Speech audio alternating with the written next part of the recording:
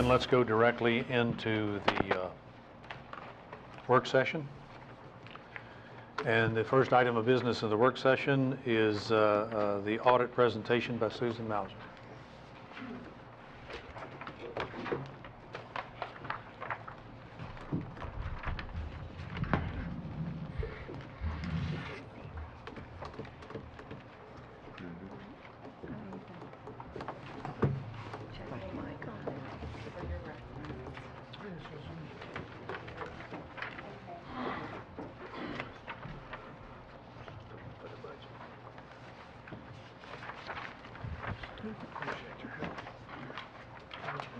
Thank you, ma'am.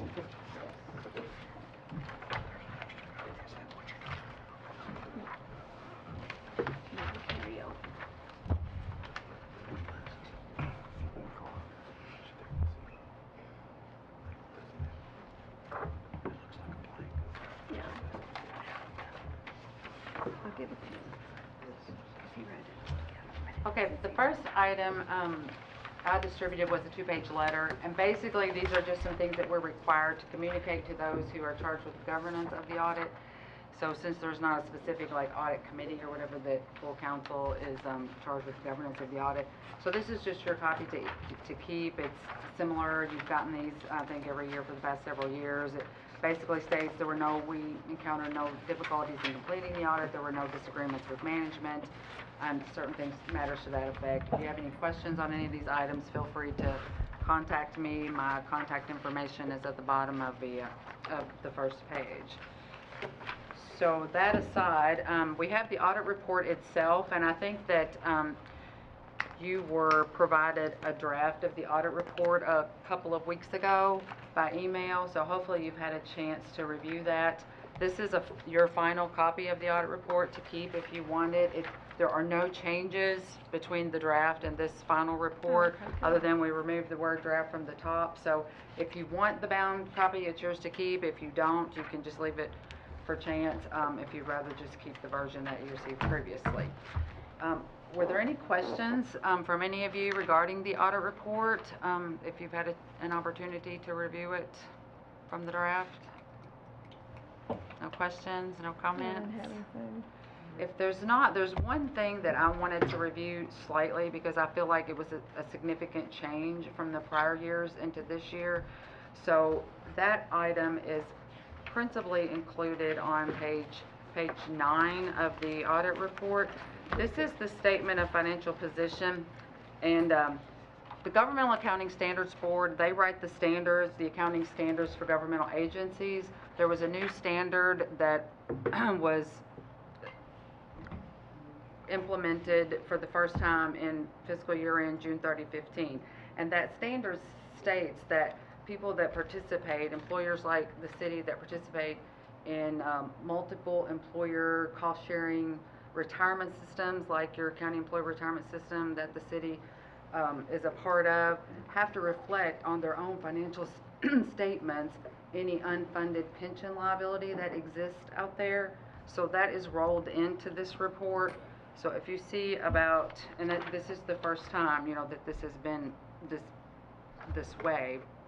But if you go down to the total liabilities section under the non-current liabilities, you'll see the net pension liability, CERS, and under the governmental activities, which is the general fund and the special revenue funds, that is a $9 million amount.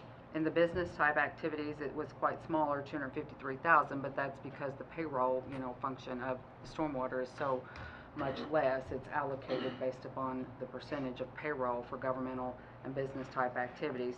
But the total for the city was $9,569,000. That number represents the unfunded pension liability of the city of Radcliffe's share of the total CERS retirement system. So I just kind of wanted to bring that one to your attention. In the past, what has that been? What was that last year? Oh, that's the number here. Basically, this is the first year that it's been required to be included. Distributed among every it used to just hang out there in thin air, and it wasn't included on your financial statements at all. I mean, I think everyone sort of knew that it existed. In the past years, what has happened in the financial reports is basically, you send a monthly check to the state. Right. That's been expensed every month, Right. as that check is sent. And that has changed now in that information was provided to us to what the city's share of the actual expense was for the year. Right. So that is reflected in expenses now. So you get that from the state? We got that information, it's available online, anybody can access it, but there's a schedule that's many, many, many pages long of every employer in the state that participates in CERS. Now, these numbers are based upon the CERS retirement reports, audited report as of June 30, 14. They run like a year behind because they would never have their information available, current enough for auditors to be able to use it for Right. that coinciding year end. But I mean, I wouldn't expect it to change. You could see we did like a prior period adjustment on page 10 because it was not included in the financial reports before. At the next to the last line on page 10 says restatement for adoption of GASB 68. So that number would represent basically what it would have been at June 30, 14. So it didn't change a whole lot, 9,802,000 to 9,569,000. It actually went down just a tiny bit. Susan, did you say this disclosure is now required by state law? Well, it's not state law, but it is now required. It's required by governmental accounting standards, and which that's the body from a nationwide standpoint that sets the accounting standards for governmental agencies that, basically dictate what's they define assets and liabilities and equities and revenues and expenditures. That gives you a pretty good idea how bad the whole system is. If one city Correct. like that, And you can see what your percentage of the whole, and there's some additional pages, like the pension plan information that we disclosed in prior years was probably about a page of information. And now if you flip back, there's a note that starts on page 27, and it continues on pages 27, 28, 29, 29. So it's 2.5 pages of information about the pension plan if you choose, want to read that. But it tells a little bit about the plan, what the benefits are. It tells how these actuarial computations were made. It states at the, like on page 28 in the first paragraph of writing, it tells what the city's portion. Of course, you have two different types. You have hazardous and non-hazardous.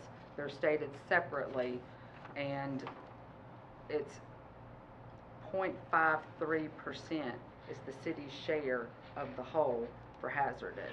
It's 0.095 for non-hazardous. So, I mean, you're a very small percent of the whole. Less than 1%. Is the total of hazard and non-hazard 9 million? Yes. Approximately 6 million of that was hazardous, and approximately 3 million of that was non-hazardous. And this is last year. That was as of June. So this time next year, when we get this, it'll be less than 9 million because I believe the General Assembly has started addressing this and put a considerable amount of money into the pension funds this year, which will start in July. I would think that it would go down myself because, the for that reason, plus also the rates as they are established are what you're required to pay this past year was greater than your share of the actual expense for the year. So that will reduce it, simultaneously. But the rates for the plan are there at the top of that page. You can see, the rate actually went down. If you look at FY14 at the top of page 28 compared to FY15, your rates actually decreased from 14 to 15, which I thought was a bit unusual.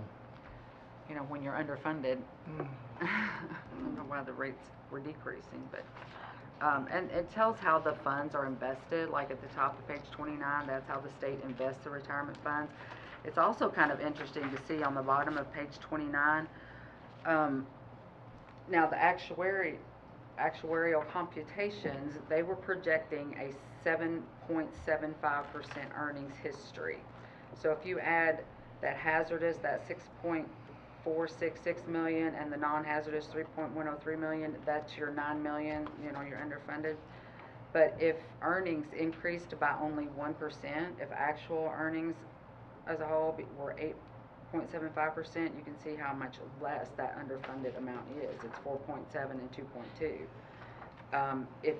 If it didn't perform as well as expected, which would be the 6.75% earnings, then it would be 12.5 million, not 9 million. So I mean, 1% earning differential makes several $1 million worth of difference in that unfunded liability because it's such a large plan. But are any questions on that? It's kind of it in a nutshell, I guess you would say. There's new schedules related to that pension liability information on pages 32, 33. And again, they kind of state what your percentage of the whole is and what your pension liability was, what your employee covered payroll is, the percentages of the pension liability to your payroll, etc.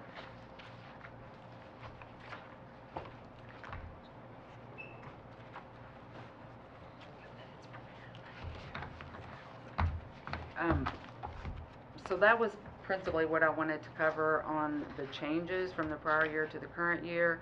And then also on the MD&A section of the report, and we've kind of touched base on this report, that's the most interesting read of the financial report, I think, if you look at pages 3 through 8. Yes. And Chance principally prepares this portion of the audit report, and it gives like the financial highlights, and it also gives comparison of this year to last year. Yeah, I There's always like this part. Yeah, this is the best read, isn't it? So at least read pages, 3 through 8. It compares this year to last year. It gives some charts of revenues, revenue sources by percentage. It compares to the department expenditures by percentage. So that's an interesting portion of the audit report to read. If any portion of an audit report is interesting, that's the best one. That's all I have, unless there's other questions or comments. If there are no questions, then thank you very much. Thank you all, appreciate it. Thanks for your time.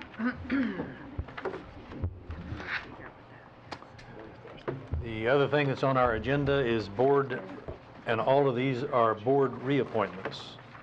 And upon the approval of the City Council, I intend to reappoint Vince Carmen to the City of Ratcliffe Forestry and Conservation Board. And you have a bio, which shouldn't be new to you because we had that before. And then the same thing for Bob Decker to the Forestry Board, and you also have his bio. And then Selena Artis to the City of Ratcliffe Code Enforcement Board, reappointment. And you have her bio. And then upon approval, reappointment of Joe Ponder to the Ratcliffe Planning Commission, and you also have his bio. And it's reappointment, so you're familiar with all 4 of them. And if there are no questions about any of these reappointments that I intend to make, or if you have questions about them subsequent to this meeting, just please let me know. Okay. I don't have a question on these, but are there any other board appointments that are coming up in June? Yes. Or in the near future? Yes, there are 2 more. One for planning and zoning, because we have a person who is not going to be reappointed because she's in Florida with a husband who is seriously ill, and another one on code enforcement, and I just received to say he does not want to be reappointed. So there are 2 more. Are these for June or these for July? These are for June, but I will give them to you for consideration on the 21st, and then we will approve them and or disapprove them in July. Okay, so that's in July. But I didn't plan on those 2. Right. So, but we have, I think, 60 days to make reappointments before the board takes over and makes their own. So I will have those available to you very shortly. So on these 2, the one in code enforcement, I'm assuming they're going to finish out their term until the end of June? Yes, yes. And then the one planning and zoning, they're not here right now? Not here, currently, they're not right? here. No. And I know where that person is and haven't been able to speak to them, but I know that they're in Florida with a seriously, almost critically ill Right, husband. very understandable. Yeah. Hmm? Tennessee, if it makes sense. Is it Tennessee? Okay. Out of state. It's out of state, out of state. Okay. And then there's some reappointments to the Tourism Board. Or some new appointments and some reappointments. And I'm talking to those people before they're reappointed or appointed.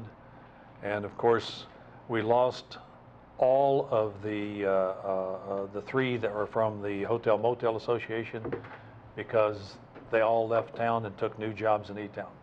So all three of them will be reappointed. And I've already talked to the woman from Candlelight who is taking over as the Hotel Motel board, and is in the process of trying to understand what that's all about. So I've had conversations with her and have some more conversations with her here in the near future. Okay. Any other questions?